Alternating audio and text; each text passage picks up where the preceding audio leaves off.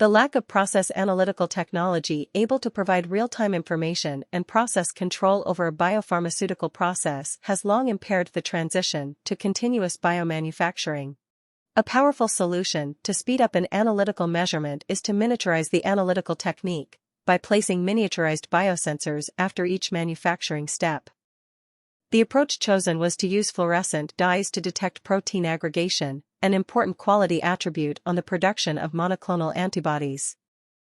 These dyes enable the detection of aggregates since, when in the presence of high molecular species, the dye enhances its inherent fluorescence due to changes in the hydrophobicity or viscosity of the surrounding environment.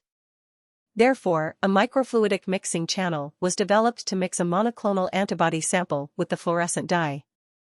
This sensor will work as an at-line detector, providing an immediate analysis, within a few seconds, will use small volumes of sample, will require no prior sample preparation, it can be fabricated in cheap materials like the polymer PDMS, and it can provide a measurement of a wide size range of aggregates.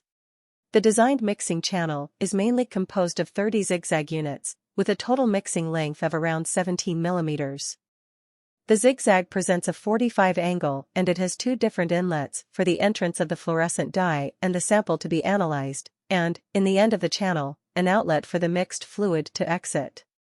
So how is the microchannel used for aggregate detection? By using a syringe pump, both streams are pumped in the structure at low flow rates. Here, we have two different colored dyes to exemplify how it works. A yellow and blue dye are pumped in the microfluidic channel at the flow rate of 1 microliter per minute. Inside the channel, these two colored dyes are rapidly mixed and the appearance of the color green can be observed after the 5th zigzag unit. By the end of the 30 mixing units, a 90% mixing efficiency is achieved, and since the residence time of a monoclonal antibody in the channel is under 30 seconds, a measurement of aggregation under 30 seconds can be accomplished. Then, after the mixing of the both fluids, the resulting fluid is sent to an UV-vis detector, where the aggregation measurement is performed. Depending on the fluorescent dye employed and wavelength where there is strong emission of UV signal was defined. The measurement starts with the auto-zero of the UV signal with a solution composed of fluorescent dye and the sample buffer, on a ratio of 1:1, to eliminate any possible interference from the dye's intrinsic fluorescence. Then the micromixer is connected to the detector and an increase in the UV signal can be observed. The signal is allowed to stabilize before finishing the measurement by disconnecting the micromixer and auto-zero again. From the fluorescent dyes assessed, all were able to successfully detect aggregation.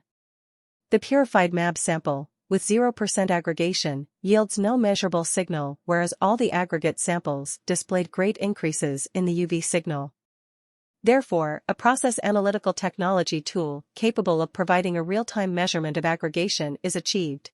This micromixer can be easily applied in an integrated downstream process, such as in a lab-scale purification system, like in a standard ACTA unit. The increase in the signal can be sent back to the ACTA, where this information can be later used to control the formation of high molecular species in a continuous downstream process.